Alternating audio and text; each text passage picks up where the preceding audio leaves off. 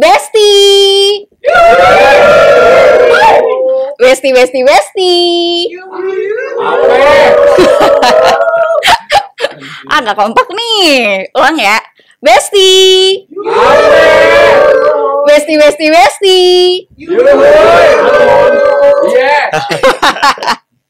Besti, hari ini gue mau ngobrol sama narasumber yang luar biasa banget. Kenapa luar biasa?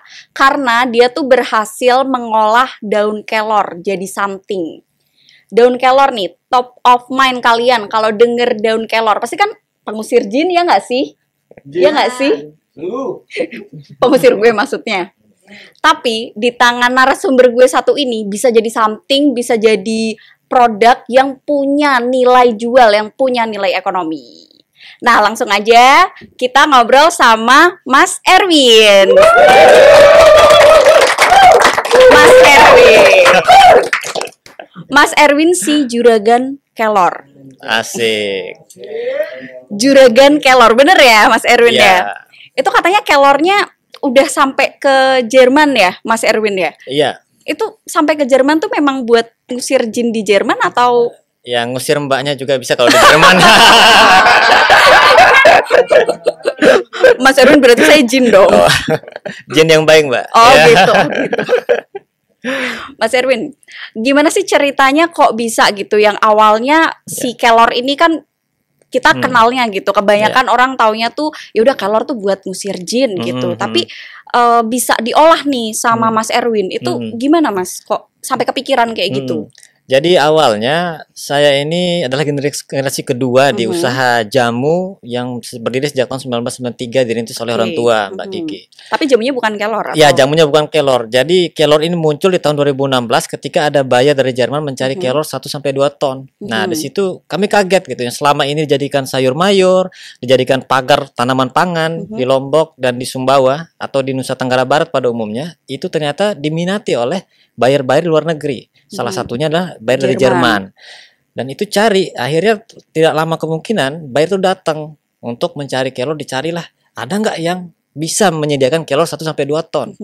Dalam satu bulan. Oke, ada. Akhirnya jawaban waktu itu adalah ada 2 jawaban kami, yaitu oke dan yes. Oh, nah, karena satu bahasa Inggris masih awam waktu itu bapak saya. Yes. Ya, oke ya. Ya. No nggak mungkin ya. Iya, nggak mungkin. Jadi dia bilang how much moringa? Oke. Nah, dia bilang are you ready moringa? Yes. Nah, jadi semuanya itu oke dan yes. Jadi akhirnya datang dan percaya. Saking semangatnya aku hubungi keluarga yang ada di Kilodompu. Nah, datang ya di NTB. NTB, tepatnya di Pulau Sumbawa di bawah kaki Gunung Tambora. Itu di Kecamatan Kilo, Kabupaten Dompu, tempat saya lahir juga. Banyak di sana tumbuh. Sepanjang mata memandang itu kelor semua. Akhirnya datang 1 ton, datang 2 ton, datang terus menerus ke pabrik. Nah, tidak lama kemungkinan bulan depan waktu itu sampai hari ini pun kita nggak tahu ini bayar ini dari mana dan hilang kontak. Di ghosting. Iya, mungkin nggak tahu ya. Sedih sekali di ghosting. Ibaratnya di PHP-in lah. Jadi kami sudah baper duluan ya, berharap penuh, ternyata dia menghilang. Ya, seperti harapan kita ini yang tidak pasti jadinya. Jadi Mas Erwin kasih harapan ke saya. Ya juga sih. Oke, lanjut. Tapi di tengah perjalanan kami berpikir ini kelor 1 sampai 2 ton lebih ini mau diapakan sih Mbak? Nah, akhirnya kami berpikir carilah di Google, di YouTube, ternyata kelor banyak manfaatnya. Ada untuk kencing manis, ada untuk diabetes, ada untuk fungsi pencernaan, ada untuk stunting, dan masih banyak lainnya hasil dari penelitian. Situlah kami berpikir dengan pengalaman jual jamu, jamu saja yang pahit bisa kita jual, apalagi kelor yang bisa dijadikan olahan atau sajian teh. Akhirnya terbesit, tanpa mikir panjang, kumpulin keluarga di rumah, ada ibu, bapak, kakak, adik, dan para tante-tante saya, akhirnya ngumpul. Nah, minumlah per gelas. Gimana, cocok? Enak. Kurang ini masih bau langu, tambahkan dia pandan wangi. Jadi di mix 10%. Ternyata cocok, akhirnya jual. Berarti awalnya tuh karena di ghosting terus jadi kepikiran dijadiin apa nih daripada nggak kejual gitu. Akhirnya dari Mas Erwin tuh ada inovasi jadi teh. Jadi teh. Ini ya. Awalnya kita anggap ini musibah, ternyata berkah. Dari musibah jadi berkah gitu. Ini namanya teh teh kelor Morikai dan Moringa Kidom. Oke. Ini kebetulan udah disediain juga nih sama tim di sini. Iya. Ada tehnya. Boleh kita cobain Boleh ya. Mbak. Iya. Karena aku juga penasaran nih sebenarnya kalau teh itu kan dari daun teh aja gitu. Ini teh dari kelor yang mana ini pertama kali banget sih Mas Erwin buat aku minum. Ya betul Mbak, the first time ya. Mhm. Jadi mengusir jin yang dalam tubuh juga. Tapi rasanya nggak jauh beda ya sama teh-teh pada umumnya. Tapi Iya. lebih ke aku biasanya kayak teh sehat aja gitu, kayak Iya. teh herbal Iya, gitu. kalau Mbaknya minum, Mbak Kiki minum sambil lihat saya manis mungkin Mbak. Iya. Boleh. Tapi emang sih Mas ada kayak Iya. manis-manisnya sih. Iya. Kalau ngadep ke sini, kalau ngadep ke sana agak Agak pahit. pahit ya. Mas Erwin, Iya. tapi kalau dewasa ini nih, belakangan ini gitu. Iya. Yang lagi happening itu kan kopi, terus habis itu minuman boba yang Iya. manis-manis gitu loh. Nah, sedangkan Mas Erwin ini mengenalkan teh dan menurut aku ini tuh lebih ke teh buat kesehatan gitu loh Iya. dari rasanya ya. Nah, gimana caranya Mas Erwin tuh bisa menang gitu, bisa memperkenalkan teh ini ke Iya. khalayak gitu, Mas? Jadi yang pertama, banyak sekali teh di Indonesia atau produk yang sejenis pada umumnya itu memiliki segmen market yang berbeda dan cenderung sajiannya pun sama. Nah, banyak orang bilang kelor ini apakah dikatakan teh atau minuman biasa? Nah, kalau pada umumnya teh itu dari daun teh. Iya. Nah, tapi kalau ini kita buat teh dari daun Daun kelor. kelor. Nah, sajiannya seperti minum teh. Nah, itu kan ada keunikan di situ. Yang kedua, kita melihat bahwa kelor ini sangat familiar di Indonesia. Nah, kita melihat dari belakang bahwa kelor ini sejarahnya sangat panjang. Di mana di Afrika sebagai untuk mengentaskan gizi buruk, di India sebagai ramuan Ayurveda, terus di beberapa negara belahan dunia itu sangat familiar. Iya, Bahkan WHO pun itu menobatkan kelor menjadi tanaman ajaib. Iya. Dan Indonesia uniknya itu sebagai pengusir jin, peluntur susuk dalam tanda kutip untuk untuk hal-hal mistis lah. Dan itu ternyata cuma mitos. Nah, kita nggak tahu. Nah, disitulah letak keunikan kenapa harus ada kelor di situ, kita jadikan minuman seperti teh dengan berbasis obat tradisional. Sepakat banget sih Mas Erwin kalau si kelor ini tuh bagus untuk kesehatan karena ada salah satu artikel nih dari BRIN tuh neliti manfaat daun kelor untuk atasi stunting dan anemia. Berarti salah satu keunikan atau keunggulan dari kelor tuh itu ya, Mas Erwin ya. Betul. Jadi kalau misalkan kita konsumsi kelor ini bukan cuman enak ya besti-besti ya, tapi juga bagus untuk kesehatan ya Mas Erwin ya. Makanya itu adalah nilai yang mungkin di minuman-minuman lain tuh tidak ditemukan seperti kelor ini ya Mas Erwin. Jadi pede dong sama kelor. Iya, sangat pede. Jadi karena waktu musim pandemi kemarin itu penjualan kami meningkat. Nah, karena orang di sana melihat itu akan manfaat kesehatan yang salah satunya untuk suplemen, multivitamin, untuk meningkatkan daya tahan tubuh. Jadi kelor itu tidak hanya sebagai makanan sayur mayur, sebagai tanaman liar, jadi sayur kelor, tapi ternyata bisa jadikan minuman untuk sehari-hari. Dan itu kita pilih sebagai strategi market, bahwa market itu yang sekarang dibutuhkan bukan hanya minum, terus minum biasa saja, ternyata diminum itu ada manfaatnya untuk kesehatan. Tapi kita kalau ngomongin potensi ekonominya, kalau inovasi mah nggak usah didebatin lagi, udah oke banget lah inovasi dari kelor ini. Tapi kalau kita ngomongin potensi ekonominya atau pasar untuk kelornya sendiri, kalau menurut Mas Erwin seperti apa? Sangat besar. Jadi pasar di Indonesia itu sangat bersaing dan juga banyak produk sejenis yang serupa. Yang membedakan itu adalah satu rasa, yang kedua itu legalitasnya. Nah, yang ketiga itu standarisasinya. Nah, kami di sini mengunggulkan produk ini dari sektor hulunya. Ada di situ pemberdayaan, di situ memberdayakan kelompok tani, membangun distribusi jaringan pasca panen yang masif sehingga terjaga ketersediaan bahan baku. Nah, itu kami jaga semua supaya mengantisipasi pasar yang terus melonjak gitu. Jadi jangan sampai pasar meminta lebih banyak, kami kelabakan di bahan bakunya. Nah, itu salah satu potensi yang besar, terutama di negara luar atau di luar negeri, itu sangat banyak peminatnya. Di mana, Mas? Nah, ada di Jerman, ada di Jepang, di Spanyol, bahkan di Malaysia, negara tetangga kita. Itu sangat sangat apa ya, sangat antusias dalam mengonsumsi teh kelor ini sebagai minuman yang berbasis dengan kesehatan. Berarti ini sudah diekspor ke negara-negara yang Mas Erwin tadi sebutin, ke Iya, Malaysia, betul. ke Eropa, Iya. ke Jepang juga Iya. bahkan ya Mas ya. Betul. Dan kami sudah ekspor ke 15 negara. Oh, ke 15 negara. Kemana Iya. aja Mas Erwin? Itu ada Madagaskar, di situ ada apa lagi, Jerman, selain tadi Jerman ada juga Swedia, terus ada Swiss, nah terus masuk lagi ke Amerika Latin. Nah, jadi sudah apa menyebar hampir ke beberapa belahan dunia. Nah, itu berasal dari produk lokal yang kami buat. Oke, ini Mas Erwin ini ya, bestie ya, memang benar-benar lokal heroes karena berhasil memperkenalkan kelor bukan cuma di Indonesia, tapi ke 15 negara dan sudah berhasil ekspor ke 15 negara itu. Boleh tepuk tangan? Keren sekali, karena berhasil jadi lokal heroes nih yang tadinya tanaman kelor tuh mungkin tidak dilirik, tapi mungkin dari Mas Erwin nih bestie bisa belajar supaya bisa nih menemukan potensi-potensi yang ada di daerah. Betul. Gitu ya Mas Erwin ya. Nah, kalau kita ngomongin soal ekspor ya, tadi kan ekspornya kan udah ke 15 negara. Sebenarnya kalau dari ekspornya sendiri tuh ribet nggak sih Mas Erwin?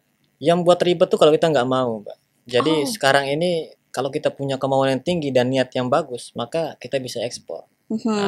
Manjada wajada. Wih, apa tuh artinya? Kita bersungguh-sungguh maka kita akan dapat hasilnya. Mantap Mas Erwin. Ya, jadi sekarang ini tergantung diri kita ini, mau apa tidak, berani apa takut. Nah, kita harus bisa mendobrak semua yang ada di depan. Nah, itu tujuan untuk itu. Nah, tapi kalau kita kembali dengan kelor ini, yang kita lihat dulu adalah sebagai tanaman yang liar dan remeh-temeh, Mbak. Ternyata diminati oleh pasar luar negeri.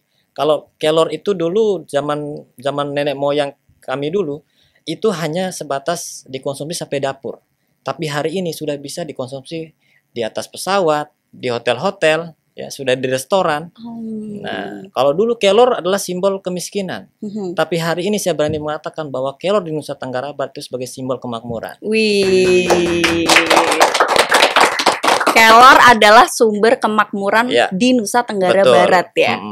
Mas Erwin, kalau sekali ekspor gitu tuh biasanya berapa banyak sih? Ya, pertama kami mengekspor itu ada 100 pieces dulu, pelan-pelan karena kan baru dikenal. Yang kedua itu naik jadi 500, ketiga naik jadi 1000, ya, keempat seterusnya naik menjadi 10.000 hingga 20.000 pieces. Bahkan di Malaysia kemarin itu kami ekspor hingga 600.000 saset. 600.000 saset tuh berarti kantung ya? Kantung saset. Kantung saset. Dan itu dipesan langsung oleh pabrik yang ada di Malaysia. Oh, jadi di labelin gitu sama Malaysia ya? Betul. Tapi udah keren banget sih karena kan walaupun Mas Erwin ini belum mengekspor pakai mereknya ke Malaysia, setidaknya tuh tidak mengekspor barang mentah, udah menjadi barang jadi, mereka tinggal ngepakin aja ya Mas Erwin ya.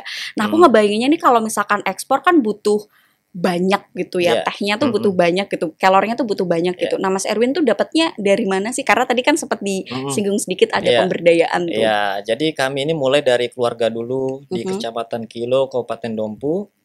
Itu banyak sekali keluarga kami yang sebagai petani. Dan situ tersebarlah menjadi masyarakat tani yang kami bentuk, ada melalui BUMDes, ada melalui beberapa kelompok tani hingga menyebar sampai Pulau Sumbawa, terus Kabupaten Sumbawa, masuk ke KSB, masuk ke Pulau Lombok, dan sekarang udah kami bentuk di Lombok juga, ada Lombok Utara, Lombok Timur, Lombok Tengah. Jadi masing-masing hampir 10 kabupaten di Nusa Tenggara Barat itu kita bentuk jaringan kelompok tani untuk membudidayakan kelor. Gitu.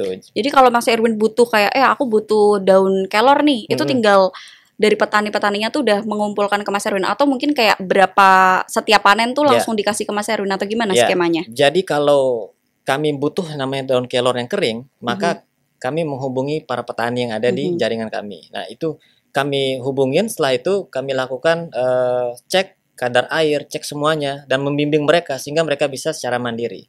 Lalu bawalah ke pabrik di Mataram. Nah, itu memang ekosistem yang dibuat sama Mas Erwin seperti itu ya, dari awalnya petani yang ada di NTB, terus habis itu dikumpulin nih sama Mas Erwin di Morikai ya, di Morikai, terus baru dibawa ke pabrik seperti itu. Nah, kalau misalkan nih Mas Erwin pernah nggak kejadian karena ekspornya banyak nih, permintaan pasar banyak gitu, pernah nggak kayak ngambil dari luar daerah Lombok gitu Mas? Kalau untuk saat ini memang belum ya Mbak. Nah, tapi ke depan kalau ada permintaan yang banyak sampai 2 bahkan sampai 4 kontainer atau Mhm. lebih, itu kami berkolaborasi juga dengan teman-teman pelaku usaha kelor yang ada di asosiasinya.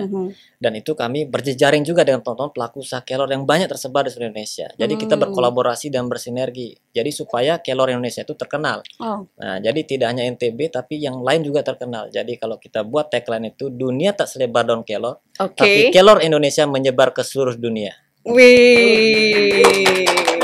Ya, Dunia tidak selebar daun kelor, tapi daun kelor menyebar ke seluruh dunia ya, Betul. bukan cuma Indonesia ya. betul. Karena kalau daun kelor ini tuh bisa tumbuh di mana aja nggak sih, Mas? Betul, Mbak. Atau Jadi kelor itu cuma satu tempat yang bisa tumbuhnya, yaitu di atas air laut. Ya. Bahkan dari tanam pun kelor itu bisa tumbuh.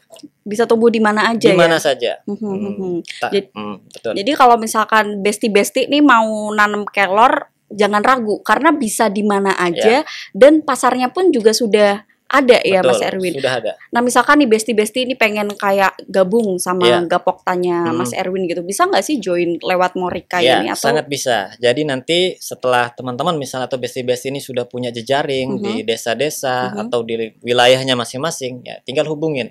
Tinggal hubungin saya, nanti kita kolaborasi jika ada permintaan banyak. Karena kan negara luar itu banyak maunya lah. Ada yang spesifikasi harus warnanya hijau, jangan sampai ada kuning, harus ada rantingnya. Ada juga buyer yang tidak mau sama rantingnya. Oh, oke. Ada yang mau serbuk halus tapi agak kasar sedikit. Jadi banyak maunya lah. Nah, itu harus kita persamakan dulu kualitas dan grade-nya. Oke. Nah, kalau udah ada gambarannya, ayo kita gerak bareng-bareng. Kita ekspor bareng-bareng. Nah, seperti itu. Kalau kelor sendiri tuh selain NTB nih, Ya. dari Mas Erwin tuh ada di mana aja sih yang banyak gitu penyebaran kelor? Ya, penyebaran kelor Indonesia itu sangat banyak sekali, terutama itu ada di Pulau Jawa, nah, itu ada di NTT, ada di Bali, ada di Sulawesi, termasuk Sulawesi Tenggara, dan sudah menyebar hampir ke seluruh Indonesia. Nah, itu yang membuat kami semakin semangat bahwa potensi kelor Indonesia ini sangat besar. Oke. Nah, jadi tidak hanya terkenal dengan mitos, tetapi terkenal dengan nilai tambah dan ekonominya sangat tinggi. Ternyata kelor itu bukan lagi dipandang sebelah mata. Jadi kelor ini sebagai sumber untuk menghasilkan nilai ekonomi atau nilai tambah yang sangat tinggi. Kelor ini tuh ada potensi ekonominya gitu ya, Mas Erwin ya. Nah, selain teh tuh bisa diolah apa lagi sih, Mas Erwin? Ya, jadi kalau kelor itu termasuk ke olahan tanaman HHBK ya, Mbak, hasil hutan bukan kayu. Bisa dijadikan olahan pangan, bisa dijadikan olahan obat tradisional. Nah, tapi selain dari teh itu bisa jadi stik kelor, bisa jadi sabun kelor, terus parfum kelor, sampo kelor, ada permen kelor, ada keripik kelor, ada rempeyek kelor. Iya. Nah, semua kelor jadi kelorisasi. Kalau Indonesia nih punya hilirisasi, kalau Mas Erwin punya kelorisasi. Ya, betul. oke. Kalau yang keripik kelor aku udah pernah nyobain waktu itu, Mas. Aku waktu itu ke Lombok, terus aku beli itu karena aku penasaran kok kelor dibikin keripik gitu kan. Terus akhirnya aku nyobain. Rasanya gimana, Mbak? Rasanya oke. Bukan rasa yang pernah ada ya. Jinnya keluar. Baru kali ini nih gini langsung nih. Oh gitu. Jadi bukan cuma teh tapi bisa jadi produk-produk lainnya juga. Betul. Jadi banyak sekali inovasi produk lokal yang bisa dikembangkan dengan komoditas kelor. Ini baru kelor dari daun, Mbak. Belum nanti dari bijinya. Belum dari kita mulai dari akar, batang, ranting, apalagi ada biji, ada buah, ada kulit biji. Itu bisa jadi semua jadi produk. Serius, Mas? Bisa jadi apa aja? Bahkan embunnya dari tanaman kelor itu bisa menjadi minyak. Embunnya? Embun dari batang kelor yang tumbuh ketika subuh itu kan berembun dia, daunnya, batangnya, itu bisa jadi obat juga. Bisa jadi minyak kelor. Oh, jadi benar-benar nggak ada yang kebuang ya. Betul. Semuanya ya bisa jadi nilai ekonomi, bisa jadi produk. Betul. Ya di situ ya. Selain olahan pangan juga bisa jadi POC atau pupuk organik cair. POC. Pupuk organik cair. Jadi ini bisa diolah tidak hanya untuk manusia tetapi untuk tumbuhan, bahkan sebagai pakan ternak. Limbahnya pun sebagai pakan ternak. Nah, karena mengandung banyak antioksidan yang tinggi dan juga karbohidrat yang tinggi. Mas Erwin, kalau di Korea itu punya ginseng, kalau kita tuh punya kelor ya. Betul. Mas Erwin ya. Karena nih ada berita kelor, katanya tuh tanaman ajaib khas Indonesia yang menjadi pesaing ginseng Korea. Ya. Berarti ini benar ya Mas Benar. Erwin ya? Waktu Indonesia lawan Korea itu kelor versus ginseng gitu, Pak. Iya. Ya, udah server. Iya, dan akhirnya Indonesia menang. Iya, karena kelor. makan kelor. Iya. Pemain timnas sebelum itu makan kelor dulu. Ah, Ya. say. Oh, ternyata kuncian Indonesia menang tuh bukan Sintayong ya. Kelor ternyata ya. Makanya Sintayong sangat nyaman di Indonesia. Karena ada kelor. Iya, betul. Itu. Aduh, tidak bisa berkata-kata nih sama Mas Erwin nih gue nih. Mas Erwin, Iya. kalau di NTB tadi kan memang banyak kelor ya, yang betul. akhirnya tuh Mas Erwin yang aku sebut tadi jadi local heroes tuh Iya. memberdayakan Mm-mm. adanya kelor itu menjadi something, menjadi produk turunan, Iya. menjadi produk yang berdaya Iya. saing, yang punya nilai Iya. ekonomi. Nah, kalau ke depan tuh Mas Erwin kepikiran lagi nggak sih sebagai local heroes nih, kepikiran komoditas apa nih yang Ya. bisa jadi Ya, sesuatu? kalau kita lihat di Indonesia itu kenapa Jepang, Belanda itu menjajah kita berabad-abad ya, berratusan tahun. Ternyata banyak sumber daya alam yang ternyata sangat Banyak. menguntungkan bagi mereka untuk diperoleh. Dan kita lihat di Nusa Tenggara Barat itu terkenal dengan palawija, padi, jagung, kedelai, ya, semua ada bawang dan lain. Nah, sekarang ini kita buat menjadi komoditas yang belum dilirik untuk diunggulkan supaya menjadi sebuah produk komoditas yang bernilai unggul. Salah satunya kelor. Kelor ini itu memang bertentangan dengan Palawija. palawija. Karena apa? Di satu sisi masyarakat menanam hingga sampai di bukit-bukit, di gunung-gunung menanam jagung. Itu menyebabkan lahan kritis, menyebabkan gunung-gunung itu gundul, sehingga dengan solusi adanya tanaman kelor itu bisa menghijaukan tanaman-tanaman atau lingkungan, bahkan menjaga kelestarian alam yang berkelanjutan, yaitu dengan kelorisasi tadi. Oh. Nah, jadi itu menguntungkan juga buat masyarakat dan juga tidak merugikan buat kehidupan mereka yang ada di sana gitu. Oh, ternyata kelor tuh bagus untuk tanam, untuk alam ya Mas Iya, ya? betul. Karena dia ngeluarin embun atau Betul. segala macam itu tadi ya. Dan batang kelor itu menyimpan banyak cadangan air. Nah, maka kalau di lahan areal penanaman, misalnya tanaman jagung, itu pagarnya itu adalah tanaman kelor. Nah, itu aman. Aman dari hama, aman dari manusia, aman dari hewan, aman dari sapi atau kerbau. Nah, selain itu juga menguntungkan bagi tanaman pangan lainnya. Oke. Nah, yang kedua itu bisa menguntungkan bagi lingkungan dan menjaga kelestarian alam yang berkelanjutan.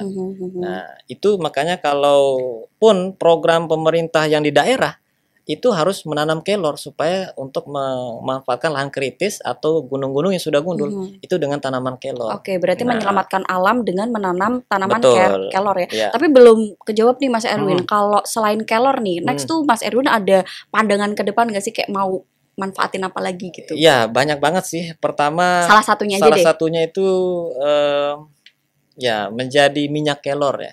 Minyak satu seperti fresh care ya gitu kan, seperti minyak. Berarti lebih ke inovasi produk ya. Ada minyak untuk apa? Untuk urut misalnya. Nah, yang ketiga itu sebagai kosmetik. Nah, kosmetik ini ada masker wajah karena untuk anti aging gitu kan. Terus, oh iya, aku pernah pakai itu yang itu. Ya, untuk bisa glowing ya. Ya, supaya lebih cantik, lebih manis, lebih ganteng. Nah, itu yang ingin kita buat ke depan. Oke. Berarti nggak berhenti di makanan aja, tapi pengen merambah ke yang lain gitu ya, betul. Mas Erwin ya.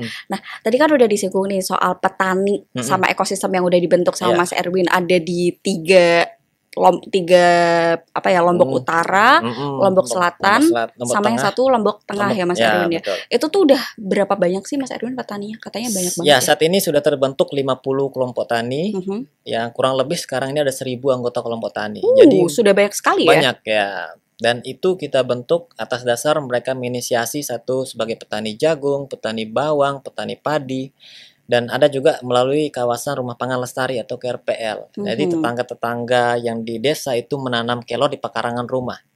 Nah, berarti nggak harus butuh banyak luas gitu ya lahannya ya? Tidak harus. Lahan sempit pun bisa ya Mas Erwin ya?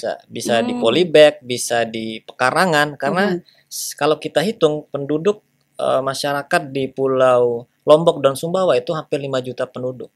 Kalau satu rumah saja ditanami 3 kelor, nah maka tiga tanaman kelor, maka ada 15 juta pohon kelor yang tumbuh di Nusa Tenggara Barat. 3 tanaman kelor tuh tiga tumbuhan aja, 3 pohon gitu. 3 pohon.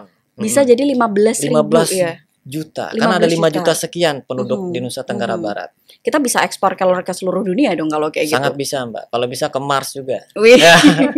pindah dulu kita ke Mars Iya. bareng sama Sal Priadi.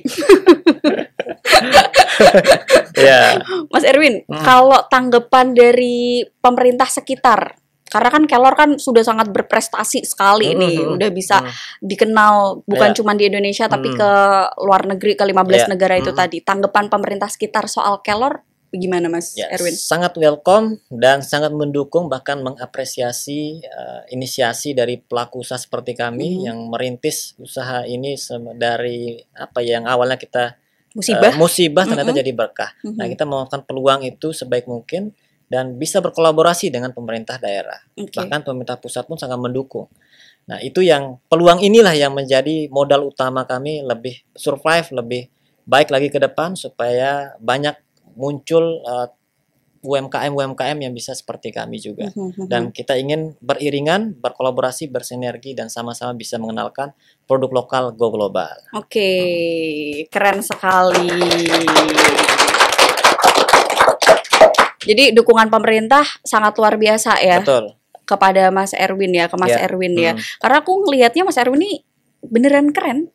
Enggak karena syuting ya, tapi memang beneran keren karena Mas Erwin ini tuh local heroes yang awalnya melihat tanaman kelor, apa sih tanaman kelor kayaknya nggak berharga deh.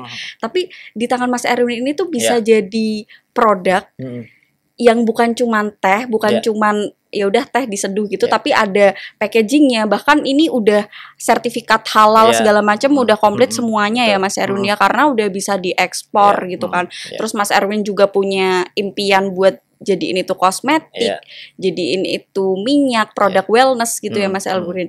Mas Erwin. Nah, ke depan Mas Erwin tuh pengen apa lagi nih? Pengen memperluas lagi pasarnya kah atau gimana? Ya, pertama adalah kami ini ingin fokus dulu dengan produk yang ada, sehingga dengan produk ini itu bisa menjadi sebuah ikon, menjadi sebuah semangat, dan juga menjadi sebuah produk lokal yang bisa menjadi ikon dari sebuah daerah. Itu bisa dikenal tidak hanya skala nasional, tapi skala dunia. Yang kedua itu kita bisa kreatif dengan produk-produk teman yang lainnya. Jadi kalau teman-teman ingin seperti kami, ya kami sama-sama bergerak, saling membimbing, saling mengarahkan, membuat. Karena semakin banyak produk kelor yang ada di luar sana, bukan berarti semakin banyak pesaing. Iya.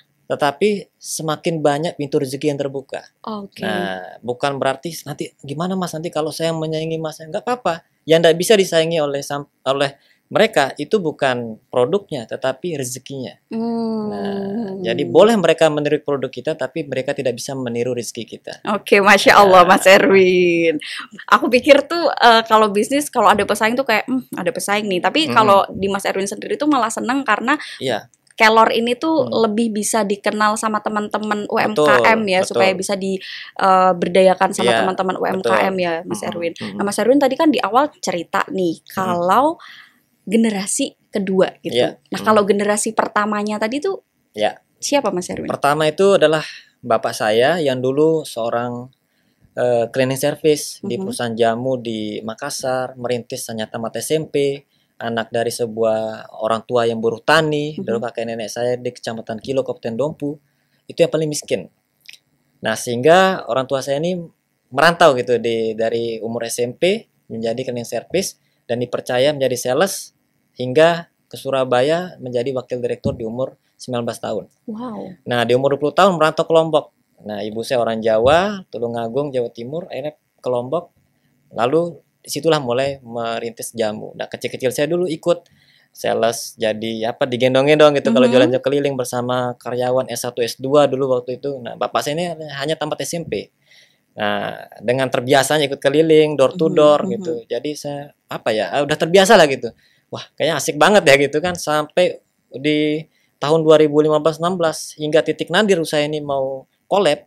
Nah, akhirnya datanglah sebuah itu tadi, buyer dari Jerman itu. Iya, nah, yang itulah nge-ghosting tadi ya. ghosting akhirnya, wah, kayaknya ini sebuah rezeki yang harus kita manfaatkan. Akhirnya naik lagi dari awalnya turun, sampai sekarang ini naik. Jadilah dia produk industri kelor yang berbasis dengan obat tradisional. Oke. Berarti itu jiwa-jiwa bisnismennya Mas Erwin tuh memang sudah diasah dari kecil Betul. karena udah sering ikut orang Iya, tua gitu. betul. Dan Mas Erwin nggak menyanyiakan hal itu. Betul. Mau berinovasi, mengembangkan gitu. Karena kalau misalkan mager nih ya, Iya. anak-anak muda mager Iya. gitu ya, itu pasti kayak ya udahlah bisnis Iya. orang tua kita tinggal lanjutin Iya, aja. Tapi sama Mas Erwin tuh diinovasi, diolah lagi, ada R&D lagi Iya. segala macam, sehingga jadi produk Iya. teh ya. Betul. Jadi orang tua itu memberikan kita sebuah privilege, Mbak. Jadi privilege itu harus kita manfaatkan. Iya. Jadi Sepakat. kita tidak bisa memilih kita ini harus lahir dari orang tua yang mana. Tidak bisa kita pilih. Yang kita harus pilih adalah kita bisa memanfaatkan privilege yang ada sehingga kita bisa survive di situ dan menjadi sebuah tujuan dan harapan yang diinginkan bersama. Oke. Nah, kalau prinsip saya anak muda sekarang itu yang dibutuhkan bukan sekedar uang, tetapi yang dibutuhkan oleh anak muda hari ini adalah ruang. Ruang untuk berinovasi, ruang untuk belajar, ruang untuk terus berkreativitas hingga bisa menjadi apa yang diinginkan. Oke. Tapi kalau takut gimana? Udah ada ruangnya tapi dia takut gitu. Itu berarti ada penyakit dalam dirinya, ada takut, malas, terus malu, gengsi. Nah, keempat hal ini adalah sebuah penyakit yang secara fundamental harus dibereskan dulu. Nah, kalau masih takut, ya mau nggak mau tidak bisa gitu. Karena hari ini kalau takut dia tidak bisa makan. Oke. Nah, maka itu harus berani. Apapun mental kita ya, karena 20% itu pengetahuan sekarang, ilmu pengetahuan, tapi 80% adalah mental. Nah, mental itu harus kita tumbuhkan dalam sebuah wirausaha. Oke, Mas Erwin. Ya. 80% mental ya. Dan anak-anak muda zaman sekarang udah nggak zamannya mager lah ya Mas ya. Betul. Harus mau berinovasi, Ya. harus mau belajar, nggak Ya. boleh takut Betul. gitu ya. Dan yang paling penting mental, Betul. mental untuk nggak takut salah. Ya. Karena kalau dari aku sendiri, kadang-kadang tuh masih ada rasa takut untuk, takut banget untuk mulai, takut Ya. banget salah segala macam. Dan ternyata tuh salah ya Mas Betul. Erwin ya. Nah Mas Erwin, kalau untuk jamunya sendiri sampai sekarang masih ada nggak? Kalau jamu saat ini kita udah berhenti produksi karena memang permintaannya sudah tidak ada, karena segmentasinya adalah orang tua yang suka minum pahit, yang masih hidup secara tradisional. Nah, dengan adanya produk berbahan Kelor. baku kelor ini, salah satunya adalah teh celup, kopi kelor, dan minuman lainnya. Itu mengubah persepsi yang dulu awalnya orang itu hanya menganggap bahwa minuman yang kami jual ini pahit, ternyata bisa diminum oleh semua kalangan. Bisa untuk dewasa, untuk orang tua, apalagi buat anak-anak. Nah, itu sangat-sangat bagus untuk melengkapi nutrisi yang ada dalam tubuhnya gitu. Karena kalau minum jamu pahit ada yang lebih enak dan sama-sama sehat, kenapa nggak pilih yang lebih enak gitu ya Mas betul. Erwin ya. Jadi jamunya itu udah bener-bener stop ya Mas Erwin. Iya, sudah benar-benar tidak lagi produksi. Udah nggak produksi lagi. Sebelumnya tuh ada jamu apa aja Mas Erwin? Dulu itu ada jamu untuk sakit pinggang, ya, terus untuk pegal linu, ada juga untuk obat luar kayak minyak tawon sakti namanya dulu kita dioles gitu untuk urut.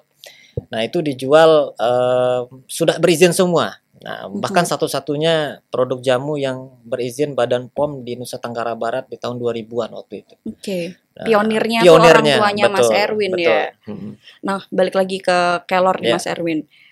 Teman aku tuh pernah ada dia ngelakuin penelitian gitu kelor. Katanya kelor itu tuh bagus buat Alzheimer, buat orang-orang pikun. Katanya tuh bagus. Bener nggak Mas Erwin? Ya, ada benarnya sih. Nah, tergantung reaksi dari yang misalnya kalau hobi minum teh kelor, ya mungkin sering kebawa mindset ya, pikiran ya. Oh, kalau saya supaya saya kuat terus, supaya stamina energi terus, saya minum teh kelor terus. Atau makan sayur kelor tuh tiba-tiba saya rasanya jadi bugar. Nah, apalagi untuk mengatasi itu tadi, pikun sering lupa misalnya. Nah, karena manfaatnya banyak banget, terutama mengandung banyak vitamin A, vitamin C, bahkan 24 kali lipat daripada potasium pisang. Nah, itu sangat mendukung berbagai problem yang ada dalam tubuh kita sebenarnya. Salah satunya tuh untuk mencegah atau kepikunan itu tadi ya, Mas Erwin ya. Untuk mengatasi Alzheimer itu tadi ya, Mas Erwin. Ini kayaknya kita perlu minum lagi Mas biar nggak pikun. Ya, betul Mbak. Biar sehat terus Mas Erwin. Sekarang kan cuaca lagi adem panas gitu kan Mas Erwin. Apalagi jangan sampai ingat mantan ya. Aduh lah, kok ingat mantan puter balik. kayak sering minum teh kelor yang inget mantan gitu. Mantan saya yang nonton jangan tersinggung ya. Ya. Mas Erwin, aku mau minta pesan dan inspirasi dari Mas Erwin tuh buat teman-teman, buat bestie-bestie UMKM kita, karena Mas Erwin ini tuh udah bener-bener bisa bukan cuman memberdayakan potensi lokal yang awalnya terbengkalai, kita bisa bilang kayak gitu ya, tapi bisa jadi something di Mas Erwin. Tapi Mas Erwin juga di sini tuh ngebentuk ekosistem, buka pintu rezeki buat petani-petani yang ada di Lombok gitu kan Mas Erwin. Nah, boleh nggak minta pesan inspirasinya, karena kita lagi di insting nih, kita lagi di inspirasi penting, boleh nggak minta pesan-pesan dari Mas Erwin? Jangan pesan terakhir ya. Enggak dong, kita masih pengen ngobrol lagi nih ke depan Mas Erwin. Ya, yang pertama kalau dari saya, pertama itu kita harus bisa memanfaatkan peluang dan potensi yang ada, karena daerah kita ini sangat luas dan sangat kaya akan sumber daya alam. Nah, yang kedua, kita sebagai pelaku usaha, terutama di daerah atau bahkan di pelosok desa pun, itu kita jangan hanya bisa mengutuk kegelapan, tapi mari kita sama-sama menyalakan lilin bersama. Nah, karena kalau yang cuma bisa menggelapkan Indonesia ini cuma satu, Mbak Kiki, PLN. Oh iya, betul, sepakat. Jadi kita harus menjadi cahaya dan menghidupkan lilin-lilin di setiap yang ada wilayah Indonesia supaya terang benderang dan kita bisa berkolaborasi. Nah, kita harus terus menyalakan dan menjadi cahaya di setiap kegelapan. Nah, yang kedua, kita juga harus bisa fokus kreatif dan inovatif, sehingga apa yang kita inginkan bisa tercapai semuanya. Nah, baru yang terakhir, bahwa sekali lagi anak muda yang dibutuhkan sekarang itu bukan uang, tapi yang dibutuhkan ruang untuk ikut berpartisipasi di masyarakat, ruang untuk ikut pelatihan, ruang untuk ikut belajar, ruang untuk berbisnis, ruang untuk semuanya itulah sumbernya cuan, ruang itu. Nah, kalau kita mindsetnya ruang, maka cuan itu akan datang. Nah, jadi kita harus memanfaatkan maksimal ada. Jadi jangan alasan kita mental health lah apa segala macam. Nah, baru dikit-dikit dibentak secara halus, ya sudah down gitu. Nah, kebayang nggak kalau kita hidup di terminal, di pasar, terus hidup di pelabuhan misalnya, itu lebih ngeri lagi di sana dunianya. Nah, tapi kita ini udah luar biasa. Nah, hal-hal seperti itu yang harus kita lakukan, harus kita survive dan bisa bertahan hingga sampai saat ini. Oke. Kalau tadi kan Mas Erwin selalu udah 2 kali mention tuh kita tuh bukan cuman butuh uang, bukan cuman yang penting tuh bukan cuman uang, tapi tuh ruang. Betul. Gitu ya Mas Erwin. Tapi pertanyaan aku nih, kalau ruang itu tuh butuh modal gitu Mas Erwin. Itu tuh gimana? Kayak misalkan nih, dia lulus SMA, dia udah harus buru-buru kerja nih sama orang tuanya nih, karena dia harus menghidupi adiknya segala macem, karena dia sandwich generation gitu. Nah, dia udah nggak bisa nih ngegapai ruang itu tadi, udah nggak ada privilege buat dia nih. Gimana menurut Mas Erwin? Modal itu kan bukan hanya sekedar materi ya, bukan sekedar uang, tapi modal itu adalah diri kita. Yang penting kita mau saja, berani saja. Itu dulu. Dengan keberanian itu kita punya jaringan, kita punya teman, punya keluarga, punya saudara, punya orang tua. Nah, itu adalah modal juga sebenarnya. Walaupun kita sandwich generation pun, kita keluar harus melihat jangan seperti katak dalam tempurung. Kita harus keluar, loncat menjadi sebuah pemikir yang out the box gitu. Out of the box. Jadi kita harus keluar dari pikiran-pikiran kita yang selama ini terkurung. Nah, itu nanti akan banyak jaringan itu muncul. Nah, bisa dari mungkin teman ke teman, terus temannya punya teman lagi, terus saja berjalan. Yang penting kita bisa menikmati prosesnya. Nah, dengan hanya modal itu, kemauan yang tinggi, semua itu bisa jadi barang. Nggak ngebatasin diri ya, nggak ngebatasin diri, gitu ya, membebaskan untuk yaudah kalau misalkan mau ini ya kejar hal itu. Mau jadi bisnismen ya bener-bener total di situ, berani untuk mengeluarkan modal-modal yang Mas Erwin tadi bilang, bukan cuma modal uang, tapi modal niat, modal kemauan. Supaya bisa jadi apa yang dimau ya Mas Erwin ya. Nah, oke. Mas Erwin, tapi kalau kita ngomongin generasi sekarang nih, boleh dong kita singgung dikit gitu soal generasi sekarang, karena Mas Erwin tadi bilang kayak mental illness segala macam itu kan sangat lekat sekali ya Mas Erwin dengan generasi-generasi yang ada di sini sih generasinya banyak ya. Generasi-generasi ini gitu. Tapi bukannya kita nih sebagai millennials gitu. Aku kebetulan millennials. Kalau Mas Erwin apa? Masih Gen Z. Gen Z, zilenial. Zilenial ya. Aku ngelihat di profilnya Mas Erwin tuh, Mas Erwin yang Mbak Kiki nggak masuk kolonial kan? Enggak Oh, dong. ya, Aku enggak. sebenarnya masih zilenial Iya. juga. Tapi di Zilenial. besti-bestinya kayak kolonial semua ya? Ada beberapa yang di belakang makin ke Oh, belakang ada. kolonial. Kalau yang di depan tuh udah Iya. zilenial, Mungkin Mas lebih ke Erwin. belakang imperial lagi ya. Aduh, makin lagi ya Iya, Mas zaman Erwin. kerajaan. Bukannya kita tuh harus kayak merangkul temen-temen Iya. yang punya mental illness tadi ya. Hmm. Jadi jangan kayak punya mental illness nih segala macam. Bukannya kita tuh harus bisa merangkul itu supaya punya satu tujuan yang sama gitu Iya, loh.